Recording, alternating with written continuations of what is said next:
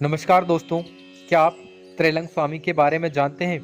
यह एक चमत्कारी संत रहे हैं जिन्हें इनकी उम्र के लिए एक चमत्कारी संत माना जाता है।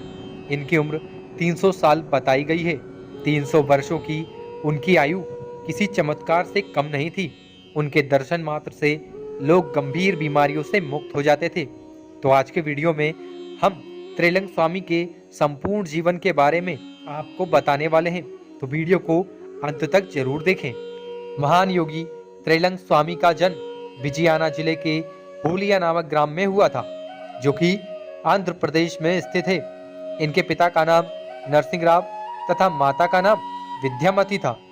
इनका जन्म 1607 ईस्वी में हुआ था। इनका परिवार आर्थिक रूप से संपन्न था। त्रैलंग स्वामी की माता विद्यामती भगवान शिव की अनन्य भक्त थी, इसलिए उन्होंने इनका नाम शिवराम त्रैलंगधर रखा। माता की शिव भक्ति का प्रभाव बालक शिवराम पर भी पड़ा। बालक शिवराम बचपन से ही शांत बैरागी स्वभाव का था। यह अन्य समवयस्क बालकों की भांति खेल कूद में रुचि न लेकर गहन चिंतन में डूबा रहता था।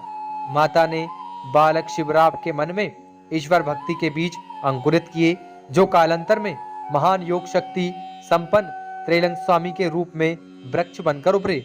शिव मंदिर में घंटों ध्यान करते रहना इनका पसंदीदा खेल था। गांव के बाहर एक पीपल के वृक्ष के नीचे ध्यान मुद्रा में बैठे बालक शिवराम त्रैलंगधर के पास एक भयानक सर्प का बैठे रहना गांव वालों के लिए कौतूहल का विषय था। आसपास के गांव में चर्चा होने लगी कि जमींदार नरसिंह राव के घर किसी महान आत्मा ने जन्म लिया है। उम्र बढ़ने के साथ साथ इनकी ध्यान साधना एवं पूजा पाठ में रुचि और बढ़ गई। चिंतित माता पिता ने इनका विवाह करने का प्रयास किया, जिसके लिए त्रैलंग स्वामी ने स्पष्ट रूप से मना कर दिया। ध्यान पूजन के अतिरिक्त इनकी रुचि व्यायाम में भी थी, जिसके कारण इनका शरीर बलिष्ठ एवं मजबूत होता गया। 40 वर्ष की अवस्था में इनके पिता का देहांत हो गया। ठीक 10 वर्ष के बाद इनकी माता ने भी देह त्याग कर दिया, जिसके पश्चात इनका हृदय सांसारिक मोहमाया से पूरी तरह विरक्त हो गया।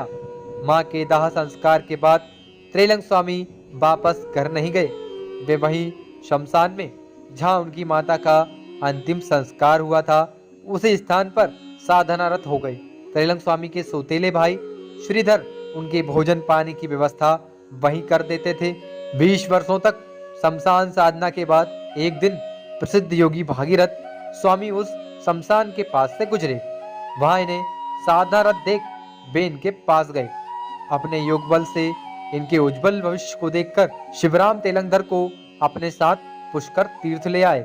पुष्कर में भागीरथ ने इन्हें 78 वर्ष की अवस्था में दीक्षा प्रदान की। इनका नाम गणपति स्वामी रखा गया। यहाँ साधना के द्वारा गणपति स्वामी को अनेक सिद्धियां प्राप्त हुई। सन 1695 के लगभग भागीरथ स्वामी के देहांत के बाद त्रैलंग स्वामी 80 वर्ष से अधिक की उम्र में भारत भ्रमण पर निकल पड़े, जिसके बाद ये रामेश्वरम, नेपाल, तिब्बत, सुदूर दुर्गम हिमालय एवं लगभग पूरा भारत घूमने के पश्चात सन 1737 में काशी पहुंचे और वह यहीं रह गए। काशी को शिव की नगरी कहा जाता है। काशी सदैव से मूर्धन्य विद्वानों, सन्यासी, महान योगियों की कर्म भूमि रही है। जब त्रैलंग स्वामी काशी पहुंचे, उस समय उनकी आयु लगभग 122 वर्ष की थी एवं उनकी कद काठी से वे 50 वर्ष से अधिक नहीं प्रतीत होते थे। इस समय काशी में योगीराज श्यामाचरण लाहिड़ी के महान व्यक्तित्व और चमत्कारों की गूंज थी। त्रैलंग स्वामी बलिष्ठ कद काठी के व्यक्ति थे। उनका वजन 140 किलोग्राम का था। काशी प्रवास के प्रस्थान में उनकी आयु 122 वर्ष की थी, तथापि वह कहीं से भी वृद्ध प्रतीत नहीं होते थे। वह प्राय मौन ही रहते थे। भूख प्यास एवं इंद्रियों पर उन्होंने विजय प्राप्त कर ली थी। वे हफ्तों बिना कुछ भी खाए रह जाते थे। कभी उन्होंने किसी से भी कुछ खाने को नहीं मांगा। त्रैलंग स्वामी एक महान सिद्ध योगी थे। उनके लगभग सारे क्रियाकलाप ही चमत्कार थे। वे जून की कड़कड़ाती धूप में मणिकर्णिका घाट की तपती शिलाओं पर घंटों बैठे रहते थे। उफनती नदी के जल पर पद्मासन लगाकर धारा के विपरीत बहते हुए ध्यानस्थ हो जाते थे। कई दिनों तक गंगा के जल के भीतर समाधि रहते थे। कभी कुछ खा लेते तो कभी महीनों तक कुछ नहीं खाते थे। उनकी उम्र भी एक चमत्कार थी। लगभग 300 वर्षों का जीवन अपने आप में ही चमत्कार है। अपने लंबे जीवन काल में उन्होंने अनेक चमत्कार किए। सबका वर्णन करना संभव नहीं, तथापि कुछ चमत्कारों का वर्णन हम कर देते हैं। मृत व्यक्ति को जीवन दान। पुष्कर तीर्थ में अपने गुरु के ब्रह्मलीन हो जाने के बाद स्वामी जी भ्रमण करते हुए रामेश्वरम पहुंचे। वहां एक मृत युवक के परिजनों के विलाप से द्रवित हो गए।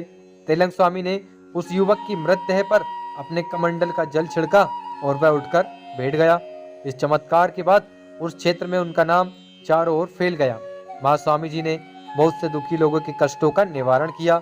लगातार भीड़ बढ़ने से साधना में विघ्न होने के कारण तेलंग स्वामी वहां से आगे बढ़ गए। दूसरा है जहर पीने का चमत्कार। कभी किसी से खाना खाने के लिए नहीं मांगते थे। श्रद्धालु जो भी कुछ उन्हें प्रेम पूर्वक अर्पित करते वह वही खा लेते थे। साथ ही वे कभी भी किसी को मना भी नहीं करते थे। एक बार एक दुष्ट व्यक्ति पुताई करने वाला कच्चा चूना एवं बाल्टी में घोलकर स्वामी जी के पास ले गया और बोला, महाराज आपके लिए बड़े प्रेम से गर्म खीर बनाई है, कृपया ग्रहण करें। स्वामी जी ने गहरी नजरों से उसकी ओर देखा और चुपचाप एक बाल्टी कच्चा चूना पी लिया। पीने के बाद तेलंग स्वामी पुनः चुपचाप बैठ गए। वह व्यक्ति इंतजार कर रहा था कि अभी स्वामी जी की हालत बिगड़ेगी, लेकिन उल्टा हुआ। थोड़ी देर में ही वह पेट दर्द से तड़पने लगा। दर्द इतना भयंकर था कि उसे लगा कि प्राण निकलने वाले हैं। कोई रास्ता न देखकर वह स्वामी जी से क्षमा मांगते हुए उनसे प्राण रक्षा की गुहार लगाने लगा। तेलंग स्वामी बोले, यह जहर लाने से पहले तुमने नहीं सोचा था कि मेरा और तुम्हारा जीवन संबंध है। अगर मुझे यह ज्ञात नहीं होता कि इस प्रकृति के कण कण की भांति मेरे अंदर भी सर्वशक्तिमान ईश्वर विराजमान है, तो आज मैं मर गया होता। दोबारा ऐसा किसी के साथ मत करना। इतना कहकर स्वामी जी ने उसे ठीक कर दिया। एक महान योगी और सिद्ध सन्यासी तेलंग स्वामी 300 वर्ष की आयु पूर्ण कर 11 जनवरी 1987 एकादशी के दिन योगासन पर बैठकर वे ब्रह्मलीन हुए। अपनी देहत्याग की सूचना अपने शिष्यों को उन्होंने एक दिन पूर्व भी दे दी थी, परंतु उनकी आध्यात्मिक चेतना की छाप आज भी एक दीर्घकाल भारतीय आध्यात्म जगत एवं जनमानस पर अमिट और अक्षुण्ण रहेगी। तो आज के वीडियो में इतना ही। मिलते हैं किसी ऐसे ही इंटरेस्टिंग वीडियो के साथ में।